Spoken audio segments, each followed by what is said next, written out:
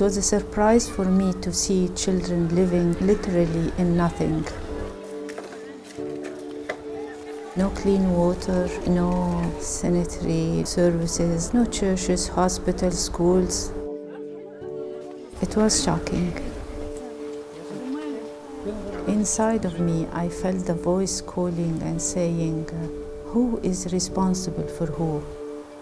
One day I will stand before the Almighty and He will say, what did you do? They were your neighbors.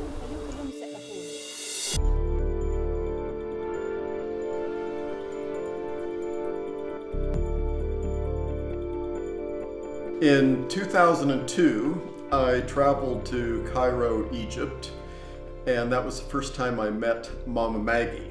This was part of a project where I was looking at different NGOs, non-governmental organizations, where individuals who had founded these organizations were inspired by their religious faith, sustained by their spiritual practice. Before Mama Maggie started Stephan's Children, she lived a very affluent life. She was happily married to a very successful businessman, had 2 children.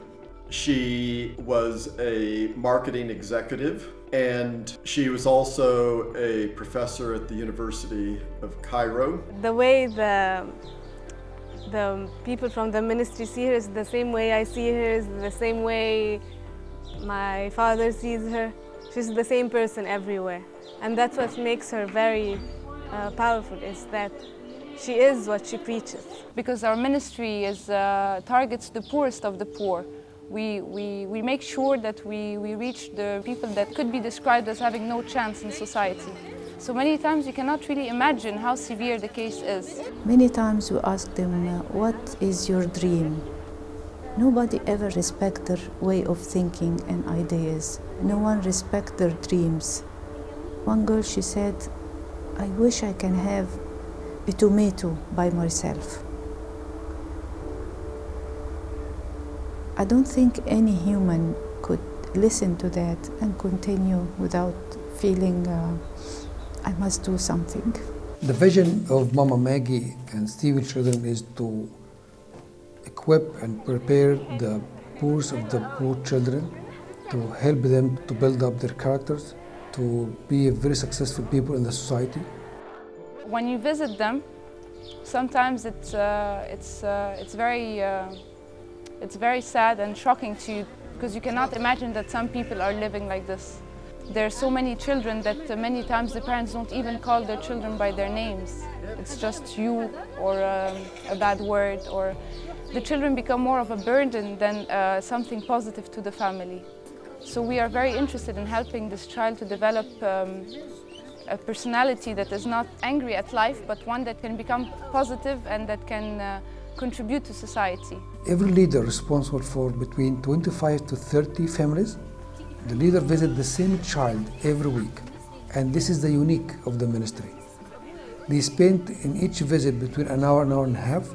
We help the child in his school, we pay for his school fees, we pray with the child, read the Bible together.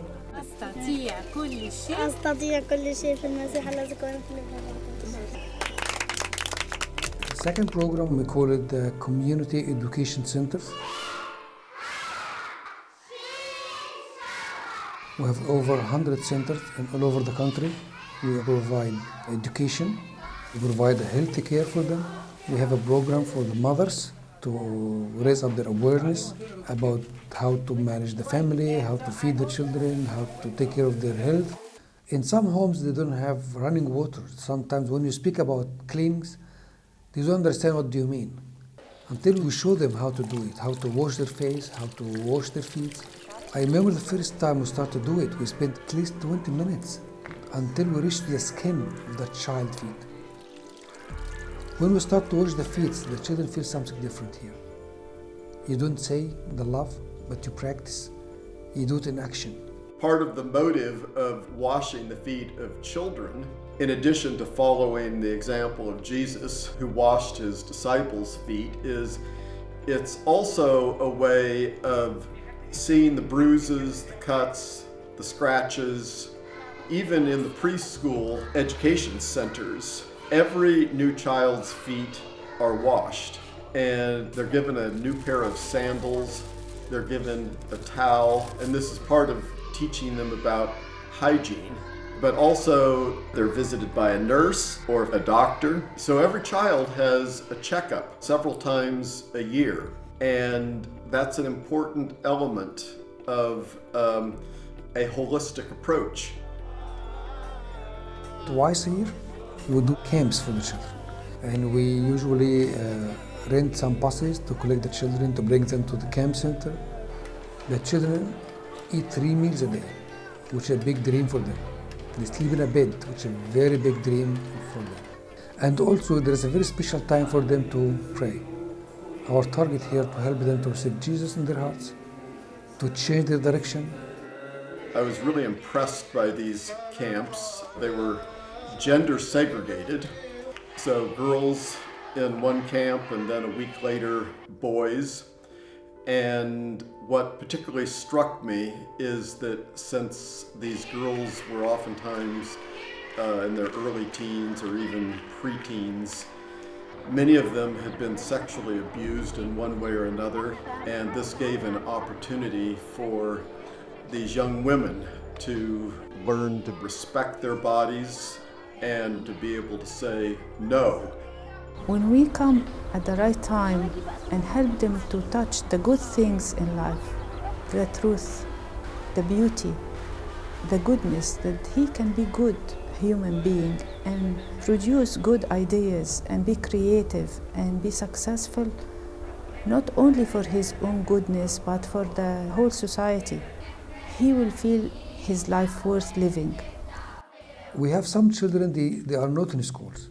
That's why we start another project we call the Vocational Training Center. For the boys, we teach them how to make shoes. For the girls, we teach them how to make sweaters, knitting. And the products come out from these centers. We distribute it for the poor children we work with. And the attitude here is different. It's not a factory, but it's a training center for this kind of children. After these centers, we start to have 2 schools. And this school is in the poor areas, in the slums. Then the children doesn't have to go out of their area, and it's like a pioneer school. It's a private school for the poor children. And we expect in maybe 2-3 years we have some children graduate from our first school. And then we believe that they will have a different future and a better future. We love you so much, so much. Currently, Stephan's Children works with 32,000 families. There are 15,000 preschool children who are involved in their community education programs. There are 1,500 staff members, and in addition to that, many volunteers. We believe that without a call from God, without the vision from God to do this work, you cannot go every day in slums, you cannot go every day in the garbage areas until you get something serious from God. We start to have a discipleship training school, which is a very important part for the work, especially for the newcomers when they come to join the ministry as the leaders. The program is to spend about 3 months in a farm just to empty themselves, and they put their life in God's hand. God shaped their life at that time. They have time to read the whole Bible. They got lectures. By the end of the 3 months, they well trained, they are ready to go to the field to work and to help these children. We have about 4 generations now in the ministry. We have children become leaders, and they have children now, and these children became leaders. Then you can see the change, you can see the development happened in their life and the society's life. يعني شيء طبيعي حد بيتعامل معاملة كويسة وكان اتربى على مبادئ كويسة، شيء طبيعي إنه يرد الجميل يعني. Do you know the running water? When you look at, you cannot see your face. But when it stopped like a well, you can see clearly. Maggie, she's the founder and she's the CEO. But from more than 10 years ago now, Maggie started to take a step back. She started to delegate the work for the leaders. For example, I'm working with Maggie for 25 years now. We're working by goals. I know that what I need to achieve this year, And this is something we take it from leader to leader to leader. I think it will help for the work to continue. Mama Maggie started to really decentralize the whole program. That has enabled her to spend up to 2 months a year in a monastic setting. When Mama Maggie takes something from God,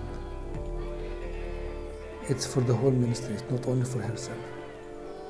That's why with our regular meeting with Mama Maggie, she passed her experience, what she got from God while she's in a quiet time or in a monastery or anything like this. We need her there. Stephen's Children is named after the first Christian martyr.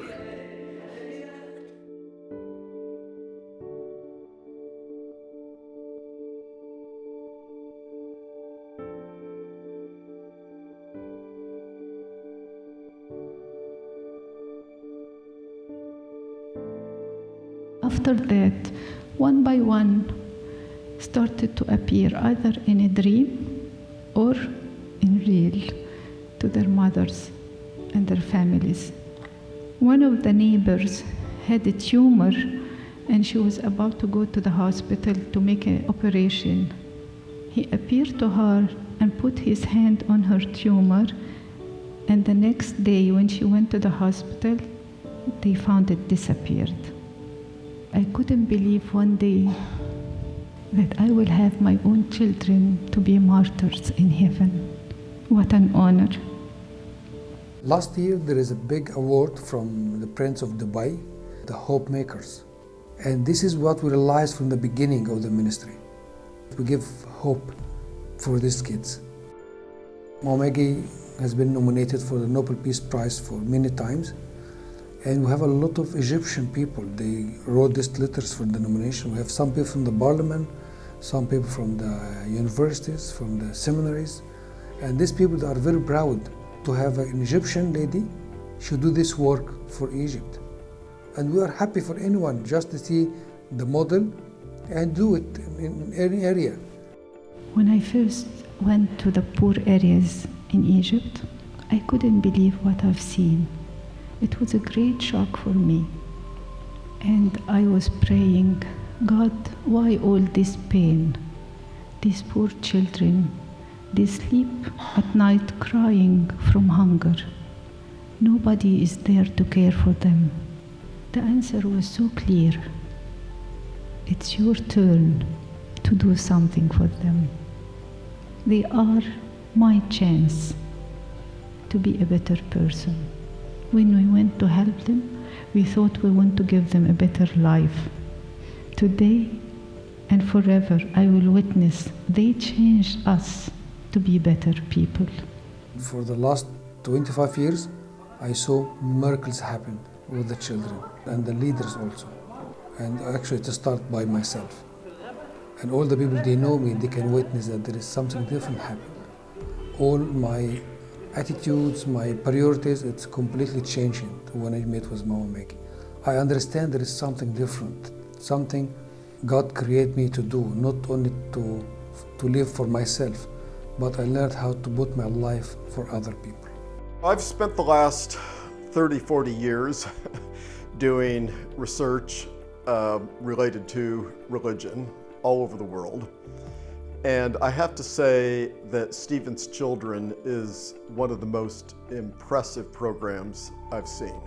It's impressive to me because of the scope of what they're doing, the number of young people, children that they're having a very direct impact on. It's impressive to me because of the organizational structure and the business model that it operates on. And it's impressive to me because of the way it has taught thousands of children to dream and to have hope.